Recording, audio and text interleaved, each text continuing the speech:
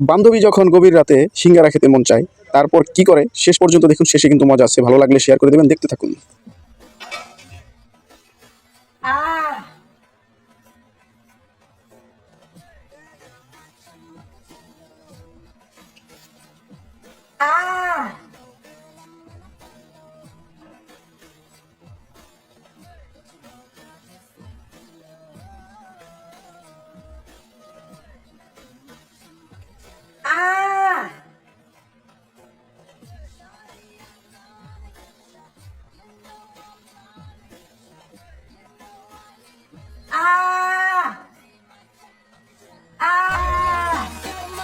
কি বলেন?